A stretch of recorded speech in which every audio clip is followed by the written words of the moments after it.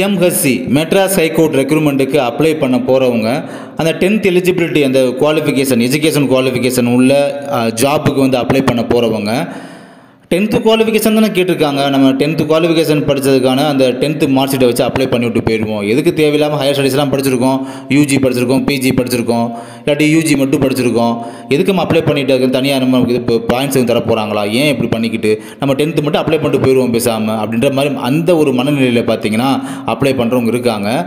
So அப்படி நீங்கள் degree படித்து முடிச்சுட்டு டிகிரி சர்டிஃபிகேட் இருந்து நீங்கள் 10th மட்டும் படிச்சிருக்கீங்க அப்படின்னு சொல்லி நீங்கள் அப்படி அப்ளை பண்ணிட்டீங்க அப்படின்னா அது வந்து ஒரு பொய்க்கு சமம் அப்படின்றது தான். ஓகேங்களா? இதை பண்ணிட்டீங்க அப்படின்னா கண்டிப்பாக நீங்கள் ரிட்டன் எக்ஸாம் செலக்ட் ஆகி ஒருவேளை சான்றிதழ் சரிபார்ப்புன்னு சொல்லக்கூடிய சர்டிஃபிகேட் வெரிஃபிகேஷன் சிவியில் பார்த்தீங்கன்னா கண்டிப்பாக உங்களுக்கு பிரச்சனை வரும். கண்டிப்பாக அடிச்சு சொல்லுவேன், பிரச்சனை வரும். எப்படின்னு பார்த்தீங்கன்னா எப்படின்னு சொல்கிறதுக்கு முன்னால் கண்டிப்பாக இந்த தப்பை மட்டும் காரணத்தை கொண்டு பண்ணிடாதீங்க அப்படின்ற விஷயத்தை வந்து முன்கூட்டியே உங்கள்கிட்ட சொல்லிடுறேன். அப்ளை பண்ணும்போது நீங்கள் டிகிரி படிச்சிருக்கீங்களா, ஸோ 10th படிச்சிருக்கேன், 12th படிச்சிருக்கேன், அப்புறம் டிகிரி படிச்சிருக்கேன், உண்மையான காரணத்தை சொல்லுங்கள். அவங்கள்ட்ட அந்த உண்மையான காரணத்தை காமிங்க. அப்ளை பண்ணும்போதே சர்டிஃபிகேட்லாம் அப்லோட் கேட்குற சர்டிஃபிகேட் அப்லோட் பண்ணுங்கள். தப்பு பண்ணிட்டீங்க, அதாவது 10th மட்டும் தான் படிச்சிருக்கேன்னு சொல்லிட்டு நீங்கள் தெரியாமல் அப்ளை பண்ணிட்டீங்க அப்படின்னா ஃபியூச்சரில் நீங்கள் சிவிக்கு போவீங்க பார்த்தீங்களா, அங்கே வந்து உங்கள்கிட்ட வந்து லாஸ்ட்டாக உங்களுடைய ஒரிஜினல் டிசி அப்படின்றது கேட்பாங்க. ஒரிஜினல் ட்ரான்ஸ்ஃபர் சர்டிஃபிகேட் எங்களுக்கு தேவைப்படுதுன்னு கேட்பாங்க. அப்போ லாஸ்ட்டாக ஒரிஜினல் டிசியும் சொல்லும்போது எங்கே உங்கள்கிட்ட இருக்கும், நீங்கள் லாஸ்ட்டாக என்ன படிச்சிங்க, யூஜியோ இல்லை பிஜியோ என்ன படிச்சிங்களோ அந்த ஒரிஜினல் டிசி தான் உங்கள்கிட்ட இருக்கும். அப்போ நீங்கள் அதை தான் உங்கள் கண்ணு முன்னால் காமிப்பீங்க.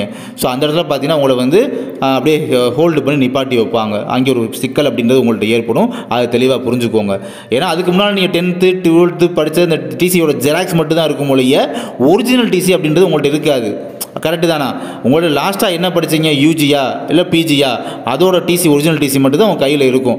ஸோ அந்த ஒரிஜினல் டிசி கேட்கும் அந்த இடத்துல நீங்கள் மாட்டிக்கிறீங்க, சிக்கலாகி போயிடும். அதனால் நான் வந்து பிஇ படித்து முடிச்சிருக்கேன் இல்லை பிடெக் படித்து முடிச்சிருக்கேன், 10th குவாலிஃபிகேஷன் தான் அப்ளை பண்ணுறேன்னு சொல்லி 10th மட்டும் நீங்கள் அதுக்கான மார்க் ஷீட்டை மட்டும் அப்ளை பண்ணி வச்சுட்டோ, இல்லை 12th வரை தான் படிச்சிருக்கேன்னு சொல்லி 12th மார்க் ஷீட்டை மட்டும் அப்ளை பண்ணி வச்சுட்டோ அதோட மட்டும் முடிச்சுக்கிறாதீங்க அப்படின்ற விஷயத்தை வந்து உங்கள்கிட்ட கன்வே பண்ணிக்கிறேன் இந்த ஒரு வீடியோ மூலமாக. ஏன்னா போன டைம் வந்து இந்த மாதிரி சிக்கல்கள்லாம் நடந்துச்சு.